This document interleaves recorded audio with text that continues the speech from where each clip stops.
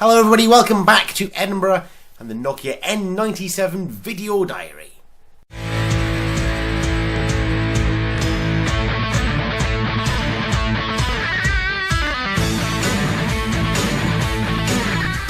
Well, as the fringe comes to a close, it's time for me to sort of sum up my feelings on the Nokia N97, a device that's been trailed heavily and certainly in the mainstream press online and the tech blogs and everything kind of has failed to deliver. And to be honest, my initial reaction is, oh yes, it did. But when you look at it a little bit more, it's because the N97 is such an evolutionary device. There's no revolution here. Everything's been kind of done before. The key is everything's been brought together in one package. And so let me explain that and then say why I think the N97 is actually a pretty good phone. There are two main new things to the N97. The first is the touchscreen. It's nice, it's big. It does, again, as I said right back at the start, have this problem is it doesn't know if it's going to be used by a finger or a stylus. And that means there's this sort of dual nature on on-screen keys and controls and everything. It just can't make its mind up. But I'd already used a touchscreen. And you'll remember, those of you who have long memories, back in March when I first experienced the Nokia 5800 round South by Southwest. Now, at that point, I was coming from no touchscreen experience whatsoever. So the 5800 was a massive jump up once I'd got used to the capabilities. Because I've already used a touchscreen, the N97 doesn't have much of a jump up. It's slightly bigger screen, it has the nice portrait mode, and the nice landscape mode. I got them mixed up, sorry. And so as a result, the N97's touchscreen wasn't this great big jump up to make me feel really excited. It was just great, it works. The same with the other main differentiator, which is the keyboard. Again, I've come to get used to having a keyboard underneath the screen on another device, the E75. Now, we've talked a lot about this on All About Steaming as being the phone that is distinctly average in everything, but because of that, it's actually growing on everybody, because it has the slide-out keyboard. I had so much time to get used to it on the E75, coming from so low down, just bing, up we go. There was a big jump, really liked it. N97, already used to it, so there's less of a jump to make. So that means the sort of opinions the brain makes is 5800, big changes, wonderful. E75, big changes, wonderful. N97, oh, we've seen it all before, really, but it does have a very nice hinge. Woo! Which means that there's not a huge amount of jump in the N97. So I think that means that people who have reviewed a lot of phones, people who have a lot of experience in the smartphone market, who get their hands on everything, will naturally do a disservice to the N97 simply by the nature of the device. It's all the parts that have evolved in Nokia put together in their flagship phone. What that also means, though, is that people coming to the phone fresh, say coming across it in a store, or have decided to buy it on a contract after 18 months with the previous phone, they will have that big step of excitement and they will enjoy it. But, how many people will do that when it's so tempered by the online reviews? And now, of course, you have people going, oh, you should wait for the N900, na na na na na, because the N900 does have that big jump up, that, oh, it's Linux, oh, it's got a UI that's shiny and smooth and twists and turns. There is that big jump to give you that false sense of boom. The N97 is a boom device. It's just that boom is like one of those double booms you get in a Sonic aircraft. Boom. The second one is so close to the first one, it's kind of hard to think that they're two separate noises. And it's the same with the N97. I think it had such a long lead time and was then released so close to devices that had similar functionality that it's just, oh, that's kind of a damp scoop. It's not.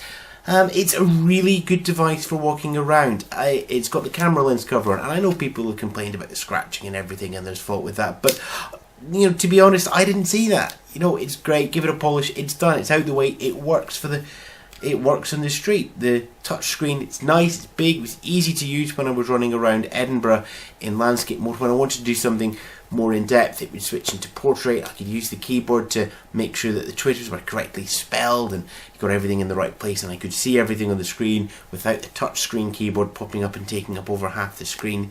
It fits in the pocket nicely. It's quite a small device. It's clearly not a communicator in the vein that the E90 was or the 9300. It's an N-series device that's got increased input options, and looked at it that way, it's a fantastic device. But I think it's going to get overlooked because you have a new flashier device coming up, which means the tech people focus on that, and they've already focused on the other devices, so the N97 is in this no man's land. And because of that, I think that the buzz on the street is not going to build up about the N97, which is a shame. It is going to be interesting to see if Nokia follow the lineage of the N97 to do that. They did that with the 9500 down to the 9300, and the 9300 became such a great device. So there is an obvious gap in the market strategy there. And to be honest, I think that's where they will actually have the most success. When you have something that's slightly smaller than the 5800, something 5800 size might be slightly smaller, but still has that dual nature interface, then I think they will do very well.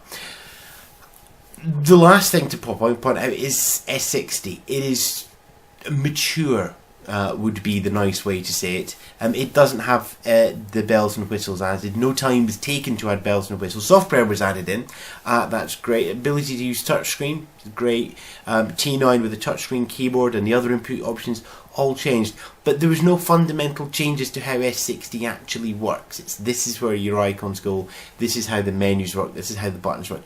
That's not something you can change on a flagship device in S60 5th edition, because it's got to retain that compatibility for programs and applications from everybody else.